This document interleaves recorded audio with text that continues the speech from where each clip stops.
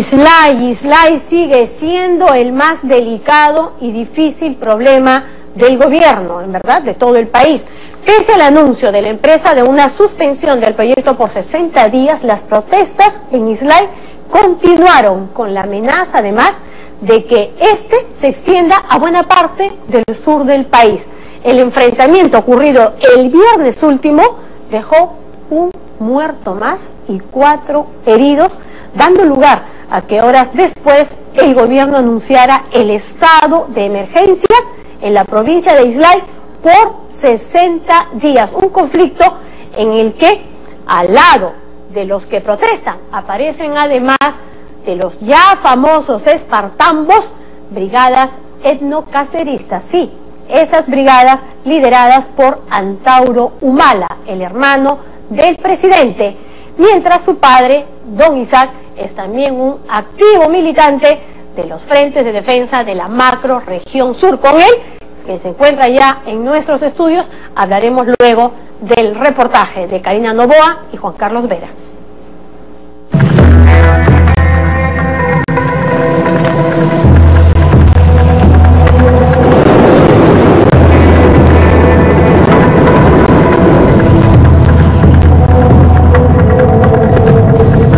Después de la declaratoria de emergencia, así luce Cocachacra aquí en Islay. Se respira una aparente calma, sin embargo, esta medida dictada por el gobierno no ha hecho que se retrocedan en las protestas anunciadas para esta semana.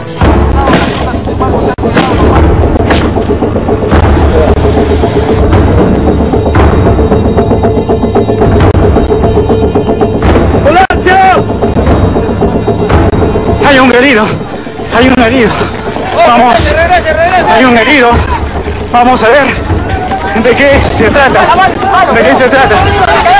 está botando sangre,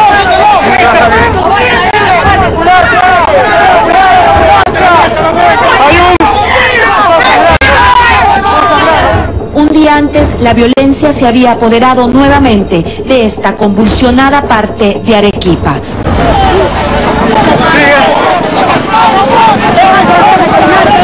Se registró un muerto, un feroz enfrentamiento entre mineros y policía y el ataque a la comisaría de Cocachacras. Esta es la parte de atrás de la comisaría de Cocachacra, así ha quedado la pared. Anoche antimineros lanzaron dinamita a este local y se han traído abajo parte de la pared, han atacado la comisaría y no solamente es esta parte, sino aquí vemos también otra parte afectada. Al final de la violenta jornada del viernes, el gobierno decidió decretar el estado de emergencia. Se suspendieron por 60 días algunos derechos fundamentales en Islay para garantizar la seguridad del Valle del Tambo. El sábado se redistribuyeron las fuerzas del orden. El ministro del Interior comandó la nueva estrategia en Islay. Sobrevoló el valle y se determinaron los puntos donde el Ejército y Policía Nacional permanecerán para evitar nuevos y sangrientos disturbios. El día de hoy, por ejemplo, el primer día del estado de emergencia, se han capturado a 6 personas extorsionando aquí en el pase de Pampa Blanca a Cocachacra. De ellas, una ya la tenemos identificada, que ha estado dentro de los guaraqueros. Tenemos las fotos, tenemos el video, está totalmente identificado. Otro que aparece desertado del servicio militar en actividad actualmente. Antes del estado de emergencia ya habíamos detenido a 107 personas y las 107 personas están libres. Entonces hay un tema también del sistema judicial. Se han identificado mediante trabajos de inteligencia a 300 revoltosos que sembraron el caos por Tía María. Se espera capturar a todos. El ministro los llama guaraqueros, la población espartambos. Y ahora, un grupo violento más se hace visible. Los etnocaceristas, seguidores de Antauro Humala. Todos los detalles en Panorama desde el mismo Islay.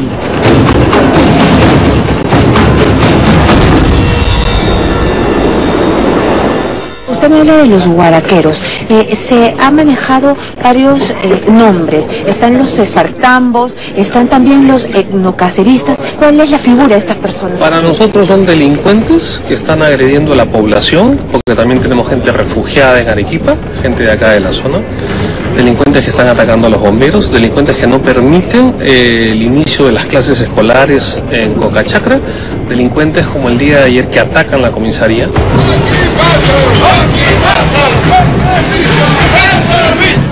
Los etnocaceristas se formaron y marcharon frente a esta comisaría. La policía ha cruzado información, revisado las imágenes grabadas por varios agentes encubiertos de inteligencia y se ha determinado, según el ministro del Interior, que varios de los etnocaceristas participaron en los violentos desmanes.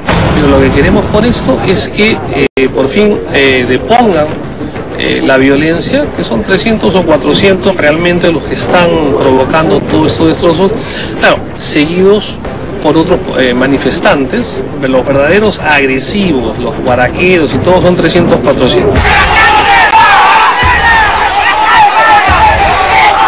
Lo que tenemos información es que ha venido aparte de ellos un grupo que no es de Arequipa, justamente con esa estrategia más que parece estrategia militar de actuación, que es los que están guiando y comandando a los demás. Después de las detenciones, fuentes de la policía han confirmado a Panorama que los espartambos y los etnocaceristas se estarían replegando hacia Arequipa para evitar ser capturados. Habrían cruzado el puente Pampa Blanco para evitar que la ley los alcance. Este puente ha sido la base de operaciones y el lugar donde habrían herido a más de 200 policías. Que ha habido falta de equipamiento en la policía, es verdad, y ahora justamente estamos recuperando la operatividad policial con el equipamiento. Este año se van a gastar cerca de 500 millones de soles solamente en equipamiento. O sea, equipamiento, y ya estamos reparando ese desabastecimiento que había. El sábado, el ministro del Interior recorrió por tierra y por aire esta provincia. Llegó a todas las dependencias policiales, esas que están plagadas de denuncias por abandono del contingente policial y la falta de pago de viáticos. Desde el aire se verificaba que ese día no se registraba ningún enfrentamiento. La tranquilidad temporal se había apoderado del Valle del Tambo. Sin embargo, en estas calles la situación era otra. La población no está dispuesta a ceder fácilmente. ¿Qué beneficios ha traído el Estado hasta aquí? ¿Qué beneficio nos trae el Estado acá? Ni un beneficio. El Ollanta no nos da de tragar, nadie nos da de comer. Nosotros con nuestras manos tenemos que ir a trabajar. La ciudad de acá de Cocachacra es bien tranquila. Si va a venir esa minería va a ser perjudicial para todos. Las calles están vacías, pero basta la reunión de un puñado de personas para que exijan el retiro de los policías y los periodistas de la zona. La mina no va, aseguran, aunque sean lo último que hagan. Es el segundo día de estado de emergencia aquí en Islay. Está amaneciendo, son poco antes de las 6 de la mañana y nos encontramos con la primera barricada. Así son las barricadas en esta avenida que da hasta Cocachacras. Más tarde hay personas que se ponen aquí y que cobran para que uno pueda transitar.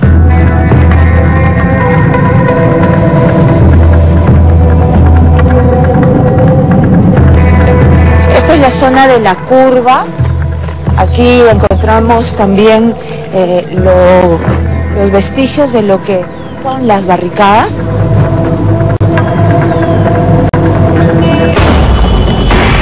Esto es lo que se repite en las vías de Islay hacia Cocachacras. Miren ustedes cómo están llenos de piedras la pista, pero hasta donde llega la vista. Como ustedes ven, pues los vehículos tienen que transitar de alguna manera y hacen diversas curvas para poder transitar.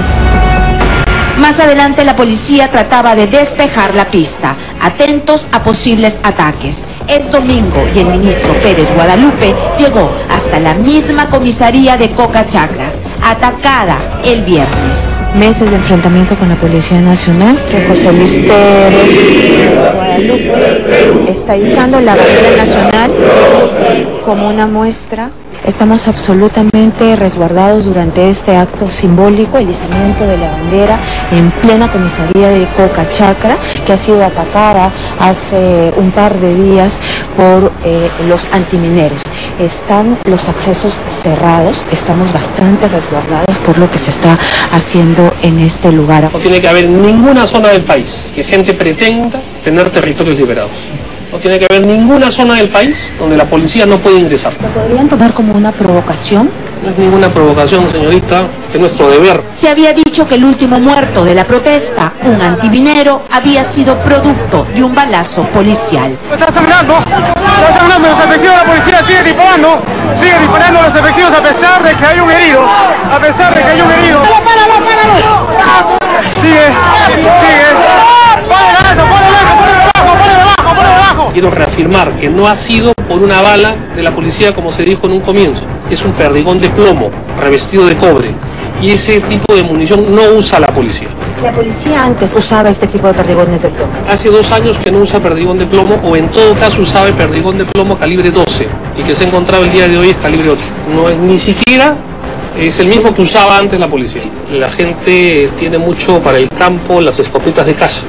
Inclusive en Arequipa hay 4 sitios donde se venden estos tipos de perdigones. Hasta el momento tenemos 13 detenidos, de los cuales 8 como guaraqueros. Las detenciones seguirán hasta restablecer la paz en Islay, mientras los pobladores y antimineros esperan el paro macro-regional.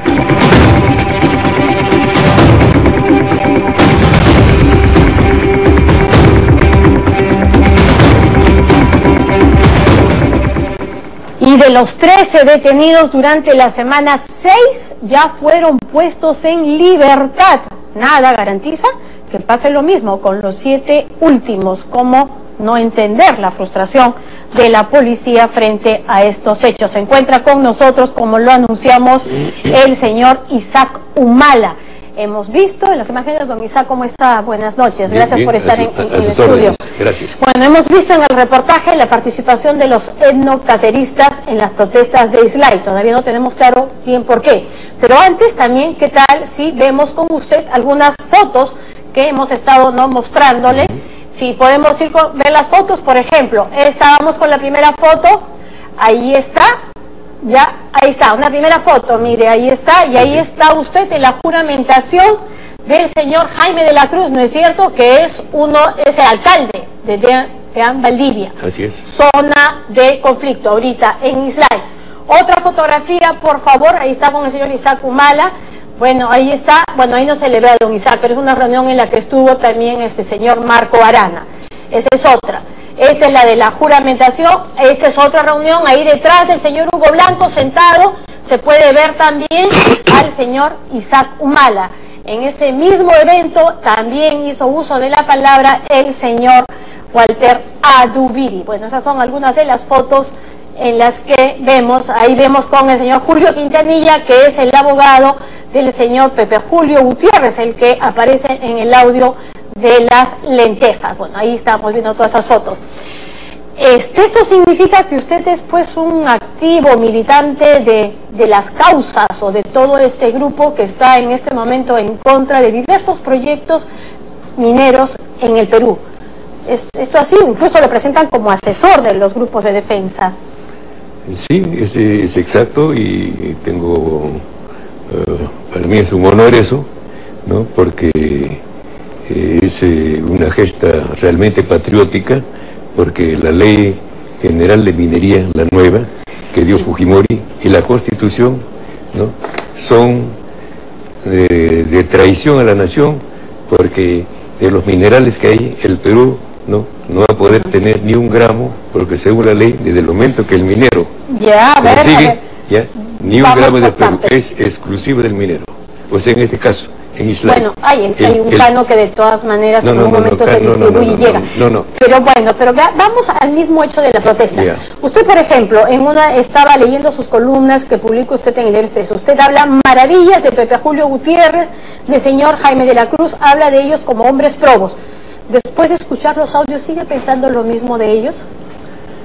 Bueno, sigo admirándolos, porque son un grupo homogéneo, 6, ¿no? que han defendido y están defendiendo hasta ahora, porque esta ya era la segunda etapa. En el estudio de impacto ambiental, ¿no?, fue aprobado, firmado por el presidente Alan García de entonces, como maravilla, que trataron de forzar con la policía y con el ejército y imponerlo. Hubieron 3 muertos, hasta que intervino de motu propio la ONU, mandó sus técnicos y encontró que era un mamarracho, lo que el Estado peruano había aceptado como maravilloso. Julio no es un dirigente válido. Bueno, ya. Pepe Julio, porque usted dice que Pepe Julio es un hombre probo. Yo le pregunto, ¿sigue pensando que es un hombre probo después de esos audios? Estoy hablando del equipo. Ahora mire, puede tener caídas, evidentemente, ¿no? Aquello que, pero tampoco era delito, porque no ha consumado nada, además que no había el contacto entre las partes, sino era un abogado que ha cometido inconducta contra la profesión, ¿no?, el doctor García Urquizo, ¿no? Entonces él es un tercero. La Sauder, su presidente, ha negado todo contacto con él, ¿no? Entonces es un cuentista que ha querido publicidad, toda esa cosa. ¿Quién? ¿Pepe Julio? Gómez Urquizo, el que interviene. El que interviene, sí, claro. Está bien, pero hay un segundo audio donde está clarísimo, y además él dice, si no me pagan millón de dólares, arde Troya, y ardió Troya, y son su grupo de amigos, su grupo de correligionarios en estas causas. Supongamos que yo con Juan Pérez, ¿no?, digo, hay que asaltar un banco, ¿no?, pero no hago nada por asaltar el banco.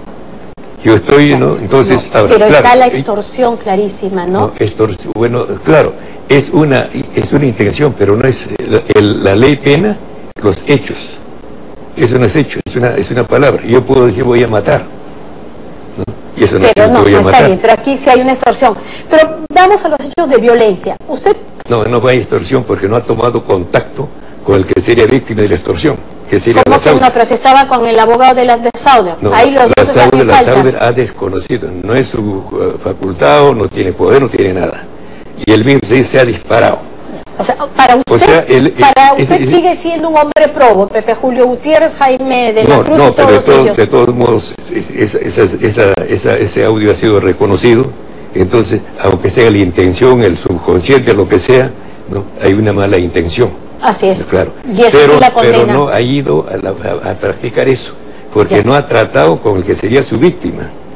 Ha tratado con, le ha jalado la boca un abogado. Pero sí queda el pintadito de cuerpo entero, ¿no es cierto, señor Humala?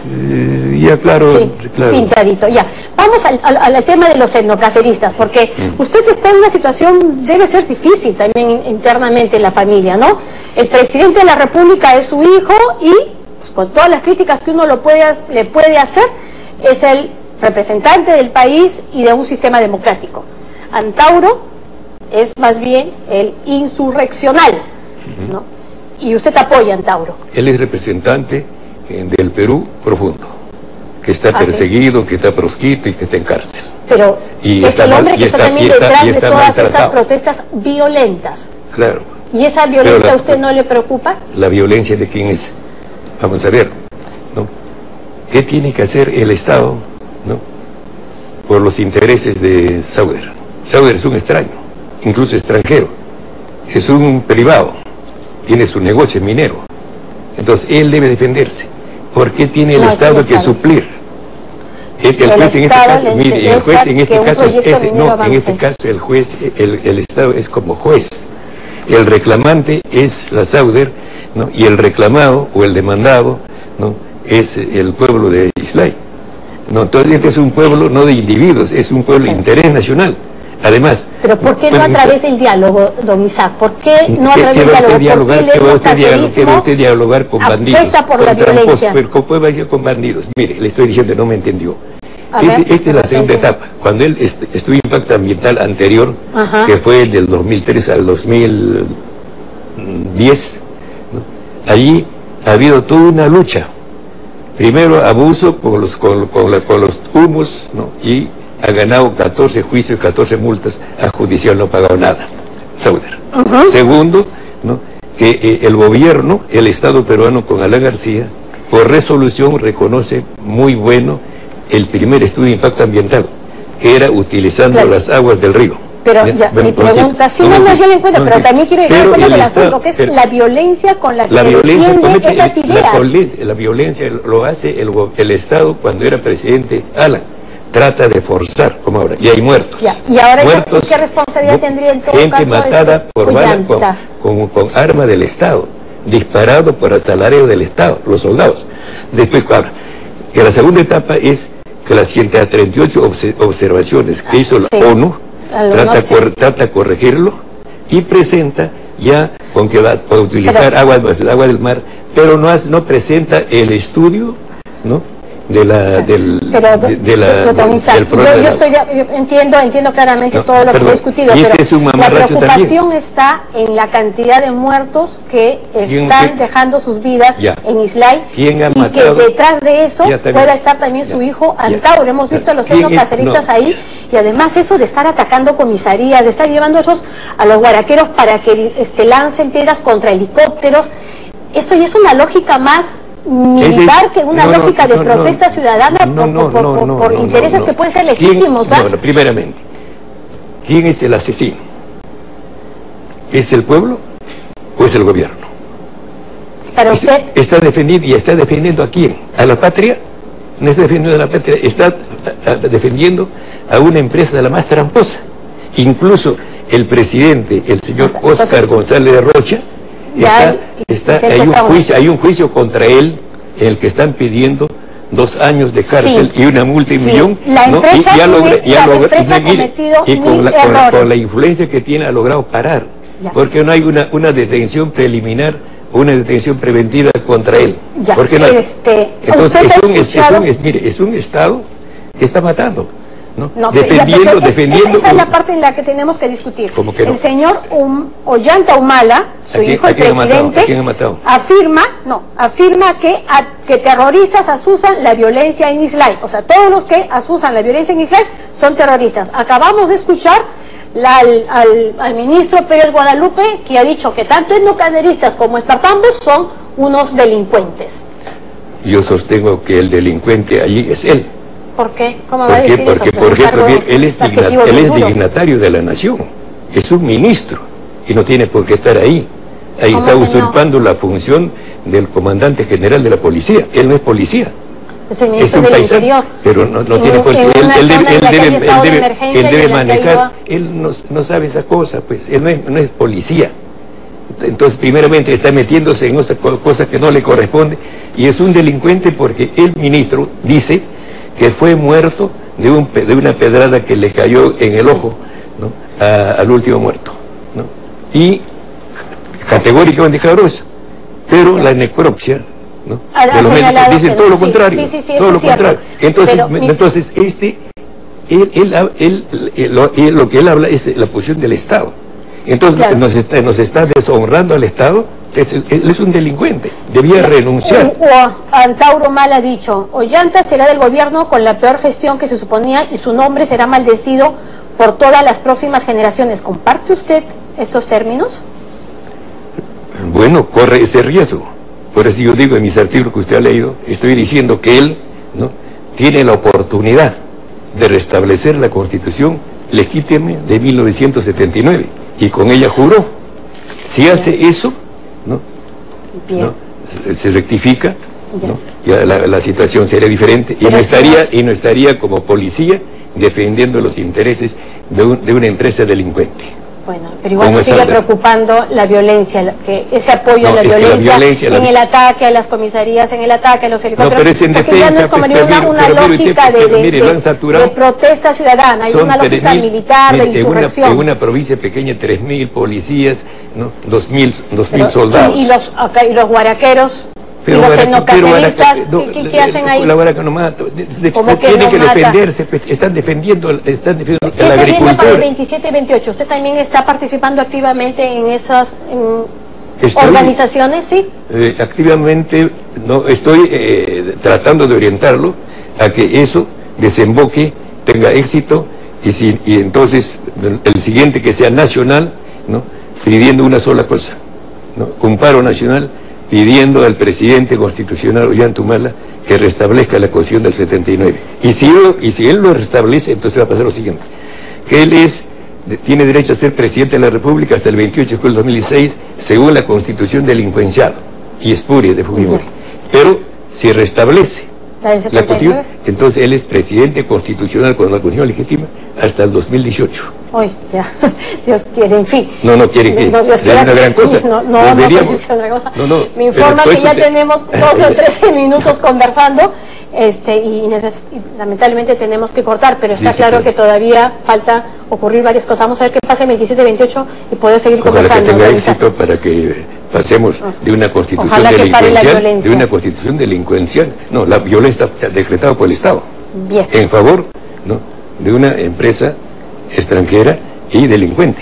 Bueno, no coincidimos en todo, pero gracias por estar acá. Muy bien, en el programa. muchas gracias. Nosotros hacemos una breve pausa en el programa, pero no se olvide que después de Panorama, inmediatamente después, viene Teledeportes con una edición extraordinaria de todo lo que ha ocurrido hoy. Ya regresamos.